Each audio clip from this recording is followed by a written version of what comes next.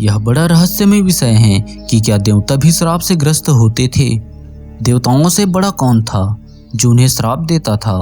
कभी कभी मन को यह सब झूठ और मनगढ़ंत कहानी लगती हैं, लेकिन आपको विश्वास हो या ना हो, लेकिन यह सच है कि अनेकों बार देवताओं को ऋषि मुनियों द्वारा धरती पर मनुष्य योनि में जन्म लेने का श्राप दिया गया, जिसके कारण उन्हें मनुष्य योनि में जन्म लेना पड़ा। साथ ही उन देवताओं को आम इंसान की तरह दुखों को भोगना पड़ा। पौराणिक कथाओं में अनेकों स्थान पर इस बात का उल्लेख मिलता है कि जब भी तपस्वी गण देवताओं से क्रोधित हो जाते थे तो वे उन्हें धरती पर मनुष्य योनि में पैदा होने का श्राप दे देते थे, जो सच होता था।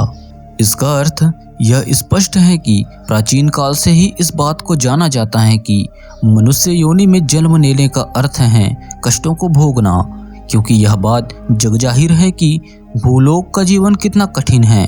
आज हम आपको एक ऐसी ही अद्भुत कहानी से परिचित कराएंगे जिसमें देवता गणों को ऋषि मुनि से श्राप मिलने के बाद उन्हें देवता से मनुष्य बनना पड़ा, लेकिन उस श्राप से बचने के लिए उन्होंने जो उपाय निकाला वह भी बहुत ही आश्चर्यचकित कर देने वाला था।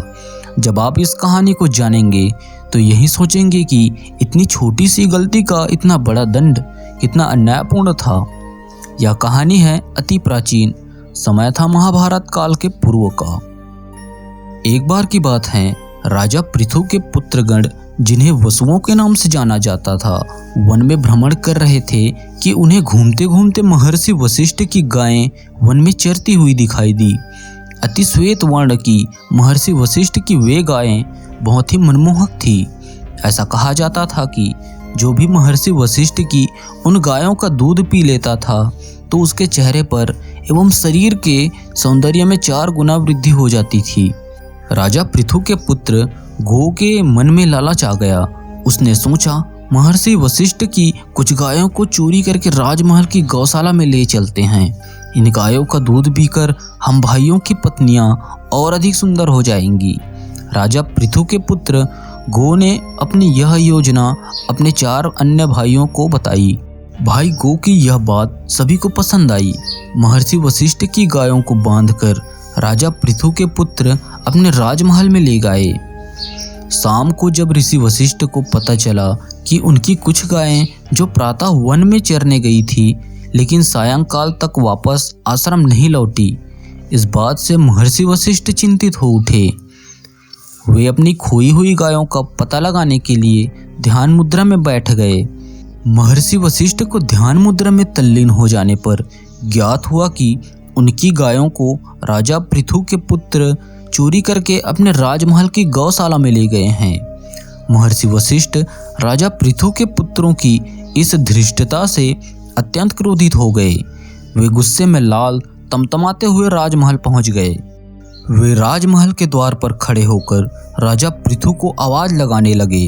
द्वारपालों ने भागकर राजा पृथु को बताया कि राजमहल के द्वार पर स्वयं महर्षि वशिष्ठ आए हैं, जो देखने में बहुत क्रोधित लग रहे हैं। राजा पृथु यह समाचार सुनकर अत्यंत चिंतित हुए और राजमहल के बाहर दौड़े दौड़े आए। राजा पृथु ने देखा कि महर्षि वशिष्ठ वास्तव में उनके राजमहल के द्वार पर खड़े हैं और बड़े गुस्से में हैं। राजा पृथु ने उन्हें अपने महल के अंदर बुलाना चाहा, लेकिन वह नहीं माने। महर्षि वशिष्ठ ने राजा पृथु को बताया कि उनके पुत्र उनकी आश्रम की गायों का हरण करके अपने साथ ले आए हैं। पहले राजा पृथु को विश्वास नहीं हुआ, लेकिन जब उन्होंने अपने पुत्र गो को बुलाकर पूछा तो सारा मामला समझ में आ गया। राजा पृथु के पुत्र गो को देखते ही महर्षि वशिष्ठ क्रोध में आग बबूला हो गए। उन्होंने तुरंत श्राप दे डाला कि मैं महर्षि वशिष्ठ राजा पृथु के सभी पुत्रों को देव योनि से मनुष्य योनि में जन्म लेने का श्राप देता हूँ। राजा पृथु ने हाथ जोड़कर महर्षि वशिष्ठ से प्रार्थना की कि वे उनके पुत्र को शाप से मुक्त कर दें, लेकिन महर्षि वशिष्ठ नहीं माने। राजा पृथु के सभी पुत्र श्राप से ग्रस्त होकर दुखी हो गए। इस श्राप से मुक्ति पाने के उद्देश्य से वे सभी देवी गंगा के पास गए।